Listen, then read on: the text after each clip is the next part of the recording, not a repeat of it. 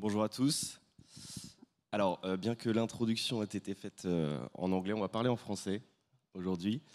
Et on va parler d'un sujet très intéressant.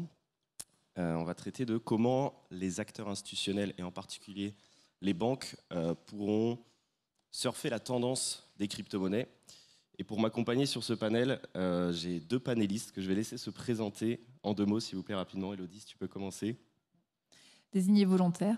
Bonjour à tous, donc Élodie Trévillo, je suis responsable de la partie réglementaire de la banque de Lubac et compagnie, donc je gère le contrôle permanent et la conformité. Et la banque de Lubac et compagnie est PSAN depuis mars 2022, donc j'ai eu la joie et l'immense honneur de gérer la demande d'enregistrement et les discussions avec les autorités. Bédis. Donc moi je bosse chez Kaiko. Kaiko, on est une boîte qui fait beaucoup de données financières dans le monde des digital assets au sens large. Donc il y a une équipe qui est en train de bosser avec Forge à côté dans des sujets qui n'ont rien à voir avec la crypto per se. Donc on fait tout ce qui est marché secondaire, que ce soit crypto, pas crypto, décentralisé, centralisé. On redistribue la donnée dans toutes ses formes possibles et imaginables. On fait aussi des indices régulés par l'AMF, tous les métiers qui tournent autour de la recherche et les services d'information et de données sur les digital assets. Très bien. Alors, ce panel, ce sera une perspective croisée entre vous deux, vos deux profils, pour discuter donc de ce sujet. On aura une petite vingtaine de minutes, donc on va essayer d'aller très très vite. On va essayer de le faire quand même correctement, bien sûr. Et pour ce premier aspect, j'aimerais qu'on sorte un petit peu du côté investissement des crypto-monnaies et qu'on s'intéresse plutôt à la technologie, puisque le Web3, c'est aussi et surtout d'ailleurs une révolution technologique permise par la blockchain, les smart contracts, les NFT. Et ma première question pour vous, c'est comment les banques peuvent-elles profiter de cette révolution technologique pour améliorer les services qu'elles proposent, notamment. Bédis, si tu veux commencer sur ce thème. Si on regarde un des trends majeurs de tout ce qui est crypto et Web3, c'est le sujet des blockchains publiques. Aujourd'hui, la majorité des initiatives bancaires, l'hyper-majorité, se repose sur des blockchains privées. Et je pense qu'une des misconceptions qu'il y a dans cette approche, c'est toute la perception du risque lié à la sécurité, lié au KYC, AML et ainsi de suite. Alors qu'en fait, dans des blockchains publics, qui sont des solutions d'infrastructure, il est possible de construire des applis complètement sécurisées, autorisées, authentifiées et avec tout le workflow qui vont avec. Et historiquement, les banques, il ne faut pas oublier qu'elles n'ont pris le pas d'adopter des approches SaaS, applis mobiles et se reposer sur Internet que très tard. Et elles y ont été poussées parce qu'elles ont été menacées dans leur core fonction par des fintech Web 2, les PayPal, les Robinhood, tous ces acteurs-là. Et c'est après qu'elles ont fait le pas sur ces sujets-là. Au nom, d'ailleurs, la non-adoption était justifiée par la même question de sécurité à l'époque, cybersécurité Web 2. C'est un peu dommage. Ce serait dommage de répéter la même erreur stratégique, d'autant qu'en France en particulier, on est très bon et assez pionnier en cybersécurité. Donc aujourd'hui, les blockchains publics sont un vrai sujet d'adoption, d'autant que si on parle de souveraineté, un sujet qui est revenu à plusieurs reprises, une blockchain publique, ça ne fait pas faillite. Et ça ne crée pas de dépendance avec d'autres acteurs centralisés qui viennent de juridictions X et Y. Donc à titre d'exemple, il y a une blockchain privée qui a fait faillite il n'y a pas très longtemps, qui s'appelle Symbiont, et qui a laissé sur le carreau et un peu dans l'impasse des acteurs comme Walmart, Kellogg's, Swift, Northern Trust, Vanguard, qui en fait se sont retrouvés coincés. Et si c'est repris par des acteurs type IBM pour Hyperledger ou Corda pour R3 ou pour Onyx pour JP Morgan et ainsi de suite, tout ça c'est des gros acteurs principalement américains. Donc se baser sur des blockchains publiques, c'est aussi résoudre la question petit 1 de la souveraineté et petit 2 du risque fournisseur et des dépendances associées. Donc il y a vraiment une question de perception et d'éducation à faire sur le sujet et un trend crypto dont les banques pourraient s'inspirer. Élodie, ton avis sur ce sujet ? Je m'inscris dans ce qu'a indiqué Bédis. Je pense qu'il faut dissocier aujourd'hui la partie, ce que l'on appelle crypto-monnaie, de la technologie blockchain et de ce que ça peut permettre. Aujourd'hui, à ma connaissance, quasiment tous les acteurs bancaires, les institutionnels, ont leurs équipes innovation qui travaillent sur le sujet et qui travaillent sur le sujet depuis un certain temps. Effectivement, on est plutôt sur de la blockchain privée, mais il y a un certain nombre d'initiatives qui ont été initiées. Bon, on a des précurseurs en France, on a quand même Forge, il ne faut pas l'oublier. Ce qui est important, je pense que les points forts de dans la blockchain, ils sont compris, ils sont connus. Je veux dire, la transparence, la rapidité, le fait que ça va diminuer les coûts, tout ça, ça a été intégré par les acteurs bancaires, par les institutionnels, les asset managers. On voit beaucoup d'initiatives qui sont prises et c'est intégré. Après, comme l'indiquait Bélis, aujourd'hui, les acteurs bancaires utilisent plutôt des parties très limitées, les smart contracts. On a parlé d'Onyx avec JP Morgan. Et il y a encore un niveau à monter, une marche à monter, parce que ça reste limité encore aux équipes innovation qui jouent avec du bac à sable. On n'est vraiment pas dans l'application en réel. Il y a des choses un peu plus concrètes qui se sont faites, mais pour l'instant, il n'y a pas eu, je dirais, l'élan. Pour moi, je fais la comparaison avec Internet, c'est la même chose. On est dans cette même phase. Je pense que tous les acteurs bancaires savent que de toute façon, on est dans une période cruciale. On est en train de changer le métier. Demain, tout ce qui est la gestion de titres, ça passera par la blockchain, ne serait-ce que parce qu'on va gagner en termes de rapidité, on va en termes de sécurité, en termes de coûts, ce qui est très important pour les établissements bancaires. Et ça, c'est intégré. On ne peut pas le remettre en cause. Par contre, il y a ce passage à faire entre la blockchain privée, où on se repose encore sur ce tiers de confiance, parce que les banques se considèrent en tout cas comme des tiers de confiance. Et à un moment, il faudra passer effectivement sur ce sujet de blockchain publique. Et là, on n'est pas encore arrivé à ce niveau-là. On comprend que les banques ont elles-mêmes compris l'enjeu qui se cache derrière les crypto-monnaies, mais pas entièrement, pas totalement. Et on reviendra justement à la fin sur tous les cas d'usage aussi qui pourraient s'ouvrir si les banques venaient à embrasser la technologie Web3. En revanche, ce qu'on constate, c'est qu'elles peinent, comme vous le disiez, à sauter le pas. Et dans le récent rapport de l'ADAN et KPMG, il y avait une statistique qui m'avait sauté aux yeux. Le fait que parmi toutes les personnes qui n'avaient pas investi dans les crypto-monnaies, 10% d'entre elles expliquaient qu'elles ne l'avaient pas fait parce que leur banque ne leur proposait pas. Et ma question, c'est de savoir pourquoi est-ce que les banques freinent encore des deux pieds aujourd'hui pour véritablement proposer des services liés aux crypto-monnaies à leurs clients. Élodie, si tu as un avis sur ce sujet. J'ai beaucoup d'avis sur ce sujet. Beaucoup d'avis. Je ne vais pas revenir sur ce qu'on voit dans la presse. De toute façon, les crypto-monnaies, d'une manière générale, ont mauvaise presse. Quand on parle de blockchain, on voit tous les voyants rouges s'allumer. Je pense que nous-mêmes, en tant qu'établissement bancaire, quand on est passé PSAN, il y a un certain nombre de nos partenaires qui nous ont approchés en disant « Ah là là, mais expliquez-nous ce que vous allez faire. Vous allez laisser passer des transactions avec du blanchiment, de la fraude. » Enfin, on a eu beaucoup de questions de cet ordre-là. Je pense que, d'une part, c'est un passage à faire en termes de culture au niveau de certains établissements. C'est toujours plus facile quand il y a une vision qui est donnée par l'organe exécutif, par le board, qui dit voilà, il faut lancer cette stratégie. Quand c'est les équipes innovation qui travaillent et qui essayent de convaincre les dirigeants qu'il faut aller, qu'il faut changer la façon de travailler, c'est toujours plus compliqué. Donc il y a ce côté assez négatif, et on le voit d'ailleurs quand on parle de crypto, à part dans la presse spécialisée, mais quand ce sont des articles qui sont publiés dans la presse normale, je dirais, c'est plutôt négatif.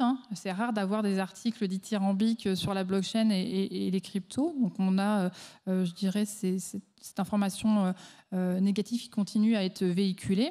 Donc ça, c'est le premier point. Il y a le deuxième point qui est que de toute façon, même s'il y a l'innovation qui est lancée, le cadre réglementaire n'était pas là et les banques ne sont pas preneuses de risques.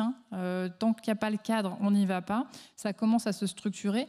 C'est assez important. Je pense que la France et l'Europe ont vraiment une marge d'avance par rapport à un certain nombre de pays. Ça rassure d'avoir ce cadre qui est mis en place. Je pense que ça va permettre à certains acteurs de venir, et on le voit d'ailleurs avec un certain nombre d'initiatives qui ont été lancées, KCIS et autres. Donc on voit que ça commence à s'intégrer. Puis le dernier point, je pense qu'il faut revenir sur des années de pratique.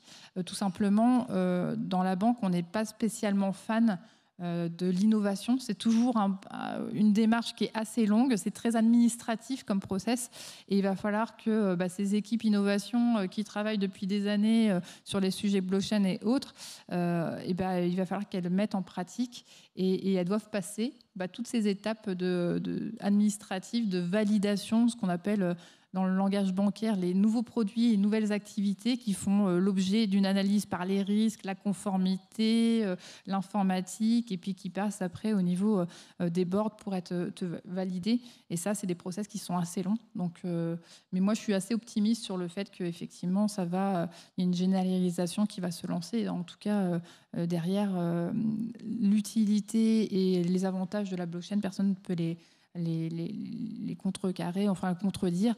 Et donc, oui, il y aura un changement des métiers bancaires et financiers d'une manière générale. Et toi, Bédis, avec ton activité, peut-être avec les clients avec lesquels tu as eu l'occasion de travailler chez Kaiko, est-ce qu'ils vous ont remonté certaines réticences, certains freins qui les ont empêchés peut-être de se lancer dans le Web3 ?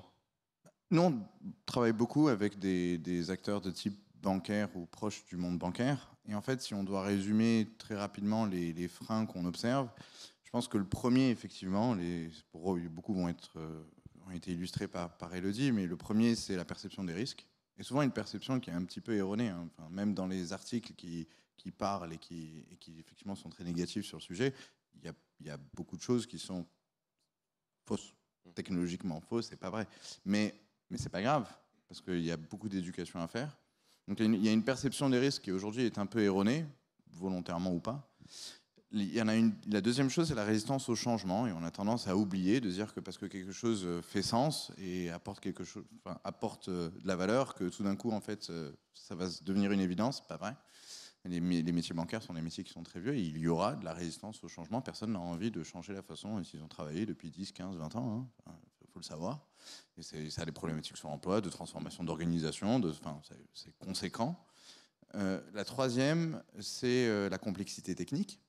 Il faut savoir que ne serait-ce que même sur le marché de l'emploi, les gens qui sont capables de déployer, de travailler autour des sujets blockchain et ainsi de suite, c'est quelque chose qui est extrêmement tendu aujourd'hui. Il y a beaucoup de compétences et de transfert de compétences qui sont en train d'être fait entre les gens qui bossaient dans le Web 2 vers le Web 3 et ainsi de suite. Mais il y a un capital humain qui est compliqué et dans lequel forcément le marché est entendu, ça coûte plus cher. Ce qui amène au sujet numéro 4 qui est OK, c'est quoi le ROI et à quel horizon de temps. Et ça prend en compte énormément de sujets. Donc, effectivement, on sait l'optimisation sur le post-trade, on sait l'optimisation sur X et Y, et conceptuellement, tout ce que ça peut apporter. Mais quand il s'agit de faire un business plan et de le montrer sur le terrain, il y a tellement d'inconnus sur l'adoption, sur le dernier point qui est la clarté réglementaire et ainsi de suite, qu'aujourd'hui, il n'est pas tout à fait possible de faire un ROI clair dans des banques qui sont drivées par leurs coûts. Et donc, en fait, toute cette grosse salade mise ensemble fait que même les gens qui en sont convaincus, alors il y a des problématiques de brand, il y a des problématiques de quand est-ce qu'on va y aller. On va faire beaucoup d'expérimentations pour faire des POC et montrer que c'est vrai, ça marche et que ça apporte mais le passage à l'échelle n'est pas encore là. Il y a véritablement des freins aujourd'hui qui sont vraisemblablement partagés entre, d'un côté évidemment les clients, les banques par exemple, mais aussi du côté de l'écosystème, bien sûr. On parle de la réglementation. Comme tu le disais, on est sur la bonne voie, notamment en France et en Europe. On mène la réglementation dans le bon sens. Ça permettra à des acteurs de s'installer, ça permettra d'instaurer un climat de confiance aussi envers l'écosystème Web3. Imaginons maintenant, pour cette dernière question, que tous ces freins qu'on a évoqués sont levés. On se projette dans l'avenir, dans le futur. À quoi ça pourrait ressembler à l'avenir des banques qui embrassent véritablement les technologies crypto, les technologies Web3 ? Quels sont finalement les cas d'usage pour ces banques avec toutes ces technologies que vous avez mentionnées au tout début de ce panel ? Bédis, vas-y.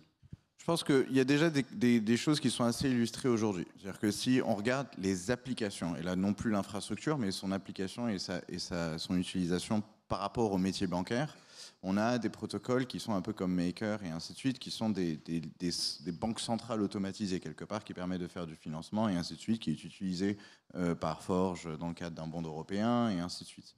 On a, faut pas oublier qu'un des métiers, donc le métier du financement corps bancaire, a énormément aussi à travailler avec des protocoles DeFi qui fonctionnent bien. Le deuxième sujet derrière, c'est un des métiers traditionnels de la banque, c'est la tenue de compte et la tenue d'assets. Donc aujourd'hui, la digital custody et l'efficience du transfert d'assets, le fait de ne plus faire du paiement livraison, mais de faire des swaps et ainsi de suite, ça apporte énormément d'efficience dans la gestion des actifs. Donc là, il n'y a quasiment pas de débat. Il y a tout le sujet monnaie de banque centrale. Et monnaie de banque centrale, comment est-ce que ça s'est animé? Est-ce qu'il y a un AMM derrière? Tout ce qui est automated market making et de faire aujourd'hui, vous allez avoir SocGen ou une autre banque qui vont avoir internaliser des flux sur leur CIB. Ils appellent ça sous MiFID, ça s'appelle un systematic internalizer. Mais en fait, faire tourner ces infrastructures-là sur des AMM qui tournent tout seuls automatisés, ça réduira les coûts énormément sur ce genre d'activité.